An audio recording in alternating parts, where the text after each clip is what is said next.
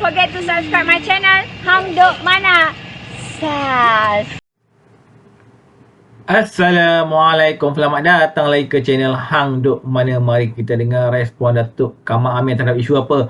PAS tolonglah bayar hutang pengasas pencetak harakah kini kritikal di ICU. PAS diharap segera melunaskan hutangnya kepada syarikat bekas pencetak harakah setelah mahkamah memutuskan supaya berbuat demikian. Sebab tu saya baca satu lagi berita, mahkamah arah PAS lunas hutang RM656,000 pada bekas pencetak harakah. Okey, tuan-tuan, mari kita dengar respon daripada Datuk Kamal Amir. Dia akan kita komen macam biasa. Satu hal lah, saya sedih juga saudara apabila saya membaca dalam media sosial Tun Carlos. Sedih saya saudara apabila Tun Carlos menyiarkan berita yang bagi saya amat membuat hati kita rasa sayu dan pilu saudara. Apabila dia mengatakan pimpinan PAS diharap segeralah melunaskan hutang mereka kepada syarikat bekas pencetak harakah. Mahkamah telah pun memutuskan supaya buat demikian. Lebih-lebih lagi, kata saudara Tun Carlos dalam halamannya, ketika saat ini pengasas syarikat Angkatan Edaran Enterprise yang Berhad dan NAG Press Resources yang Berhad, itu saudara Azlan Jan, kini beliau berdepan dengan keadaan kritikal dan sedang dirawat di hospital. Itu menurut pengurusan daripada NAG Resource, iaitu saudara Hussein Jan. Katanya pegawai mereka sudah pun mengantar notis tentang perintah mahkamah dan penghakiman. Itu kaedah-kaedah mahkamah 2012, macam mana ini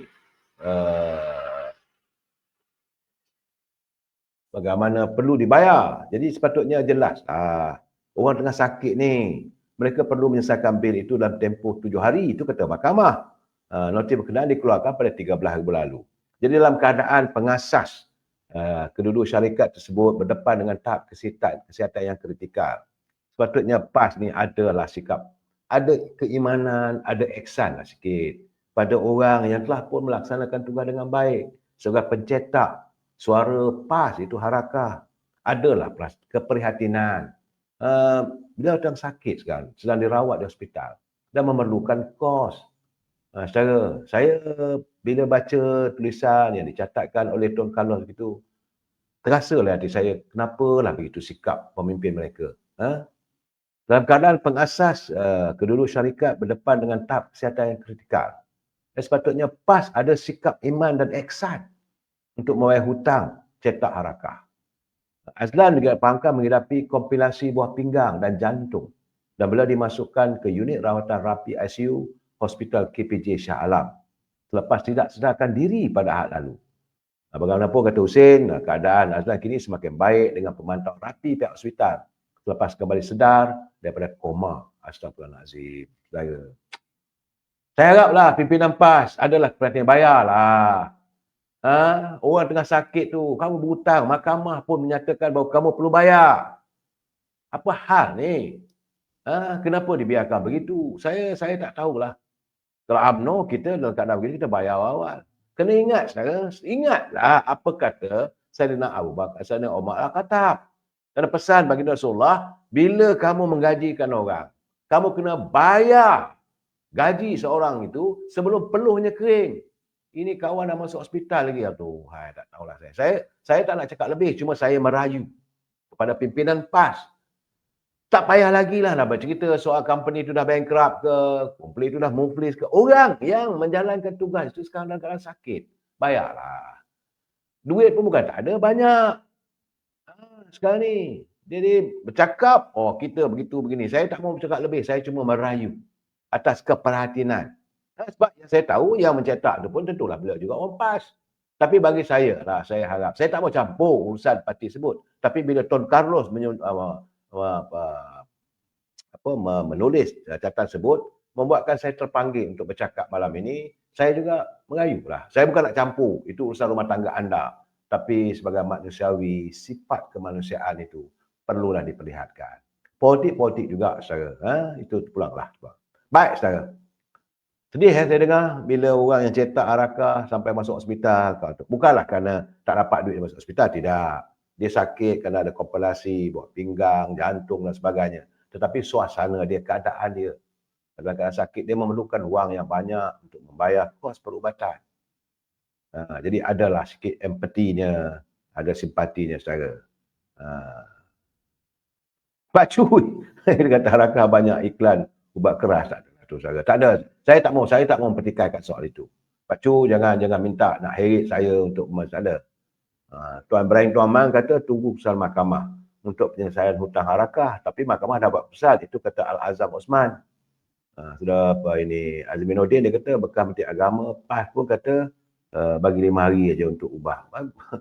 Saya pun tak tahulah. Banyak kawan-kawan mengirim ni. Jadi saya haraplah jangan marah kat saya baca apa yang ditulis oleh Datuk Carlos yang tersiar dan saya turut bersimpati lah. Bagi saya, kerana kalau dia tak masuk hospital, tak ada cerita semua tu, itu antara masalah parti sebut. Tak perlu kita campur tangan. Tapi kalau orang dah sakit, saya adalah empatinya sedikit. Saya, baik. Tak payah kita cakap lagi lah soal apa ni, biarlah mereka dengan dunia mereka, cara mereka, terpulanglah mereka. Jadi dalam perkongsiannya, beliau berharap amanah dan tanggungjawab ini dilakukan sebaiknya bagi memastikan kepentingan rakyat dan negara terus diperkasa. Mereka ini, kata Dr. Zahid, harus memainkan peranan dalam mengukuhkan kerajaan madani agar agenda prihatin rakyat dapat diteruskan sejajar dengan aspirasi yang amat pada menteri. Selaku Presiden, bila mengucapkan terima kasih pada Dr. Anwar Ibrahim kerana memberi kepercayaan kepada ahli-ahli parlimen, anggota pemimpin UMNO, secara untuk menjawat jawatan yang bagi saya agak banyak penting saudara. Dan ternyatalah bahawa kemurnian, akrab, persahabatan ataupun perpaduan antara UMNO dan Kerajaan dan Pakatan Harapan semakin erat saudara. Dan Datuk Seri Anwar Ibrahim memberi tempat yang ramai ahli-ahli UMNO yang dilantik sebagai menteri. Dan ini menggusarkan pihak-pihak di sebelah sana. Dan sebab itu mereka membuat onar macam-macam. Sebab itu saya sempat juga berbual dengan Datuk Seri Hamidi. Katanya jangan risaulah.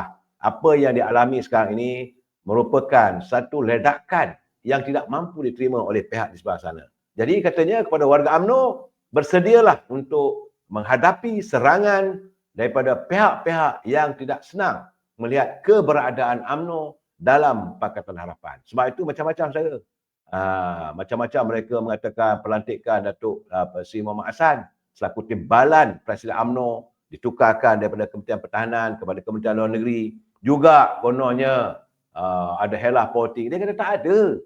Semata-mata untuk memberi ruang agar UMNO dilihat berperanan. Saya timbalan Presiden UMNO hari ini mengetuai Kementerian Luar Negeri yang tentulah pertama sekali dia akan berada luar negeri untuk berbincang tentang Palestin, tentang dunia luar, sebab kita sedang mencari pelawur-pelawur peringkat antarabangsa. Dan bukan hilang kepercayaan, dan hubungan keakraban antara Presiden dengan timbalan Presiden mantap. Tapi orang buat onar macam-macam saya. Kononnya Datuk Seri Zahid tak setuju dengan Tuan Mak Hassan, maka turun pangkat. Siapa yang turun pangkat saya? Kena ingat, menteri itu semua menteri sama. Sama ada dia menteri pertahanan ke, dia agama ke, dia menteri kebajikan masyarakat, dekrinya dia sebagai menteri saya. Memanglah kadang-kadang orang cakaplah menteri cak ayam. Menteri cak ayam kalau mereka tidak bekerja dengan baik. Sebab itu semalam Datuk Seri Hamidi bertemu dengan semua mereka yang dilantik dalam menjadi menteri dan timbalan menteri daripada Kerajaan Barisan Nasional untuk membuat ikrar untuk bekerja sebaik mungkin untuk rakyat. Kerana UMNO Barisan Nasional matlamatnya untuk servis rakyat. Dan kita diberi jawatan yang begitu ramai saya. Bukan sikit, 13 orang. Bukan sikit saya. Sedangkan kita cuma ada Barisan Nasional 30 orang saja saya. Daripada 30, 13. Aduhai, banyak. Dan itulah saya melihat bahawa bagaimana Datuk Anwar Ibrahim begitu meyakini dan menyanjungi UMNO Barisan Nasional saudara. Saudara Osman, salam semua untuk yang masih sempat dalam live saya ini. Jadi kata Maidi, kita sepatutnya kita harus sokonglah mana yang terpatut. Jadi sebagaimana kata Saudara Gulam Muzaffar selaku Ketua Perangan UMNO Wilayah Persekutuan. Saudara Gulam Muzaffar dia kata beliau berharap ahli-ahli parti di pelbagai peringkat tidak mudah termakan dengan dakwaan songsang ekoran pengumuman kabinet semalam saya. Katanya pelbagai kenyataan yang dikeluarkan daripada pihak lawan dan sebagainya sudah tentu hanya berkisar kepada nawaitu mereka untuk melaga-lagakan kita. Ada yang mengatakan UMNO melalui presidennya Datuk Seri Zahid sedang melemahkan kedudukan timbalannya Datuk Seri Muhammad Hassan yang bertukar portfolio kementerian. Jadi teguran mereka ini kata pada Saudara Muzaffar selaku Ketua UMNO Bagan Batu, Ketua Perangan UMNO Wilayah Persekutuan, dia kata teguran mereka itu janganlah nak menyebuk jaga tepi kain orang. Kamu jaga parti kamu. Tak payah nak bagi komen sebab adalah satu dua orang dan mereka mengatakan begitu begini. Kita pun tak ambil pot lah. Kita pun tak ambil tahulah kisah parti anda semua. Sebab itu menurut Saudara Muzaffar, portfolio kementerian yang diberikan adalah mandat serta prerogatif Perdana Menteri. Dan ini perlu dilihat, jangan adanya campur tangan sebagainya. Itu apa yang berlaku dalam kabinet saya, penubuhan kabinet. Alhamdulillah, saya berikan terima kasih pada Yang Amat Datuk Seri Zahid Hamidi, mantap percaturan politiknya. Sebab itu beliau mengatakan, walaupun kita kalah, tapi kita masih berada dalam kerajaan. Walaupun kita tergolek dok dengan 30 kursi saja, tapi kita dilihat penting dalam kerajaan. Bukan senang saya. Selalunya kalau nak tergolek dok macam ini, duduk sebagai pembangkang ya kita ataupun duduk di tepi-tepi. Tapi santunan Datuk Seri Yang Amat Datuk Seri Anwar Ibrahim begitu mantap kepada kita. Alhamdulillah. Tahniah Datuk Seri Zahid kerana anda berperanan sebagai presiden yang mantang dan bijak bersilat di pencah politik. Syabas. Dan saya lihat hubungan antara beliau dengan Datuk Seri Anwar Ibrahim semakin kukuh. Baik saya. Sekarang ni saya melihat. Okey tuan-tuan, saya baca detail lagi kat macam kini ni. Bekas penyerta Harakah memperoleh Perhakiman terus mengarahkan PAS membayar hutang sebanyak RM656,203.69. Mahkamah Seksyen Kuala Lumpur petang tadi membenarkan permohonan NAJ Resource Sdn Bhd untuk penghakiman terus keputusan mahkamah tanpa percaraan penuh terhadap PAS dan dua defendant lain. Dua lagi defendant ialah Setiausaha Agung PAS Taqiyuddin Hassan dan penerbit lidah rasmi parti itu, Galeri Media Serbanika Sdn Bhd. Ketika dia mengingat macam ini hari ini, Peguam Bela Pelanti Putera Taulan Rasul mengasahkan Hakim Lailatul Zuraidah Harun dan Harun membenarkan permohonan untuk perkhidmatan terus itu. Itulah kita agak PAS ni bayarlah hutang.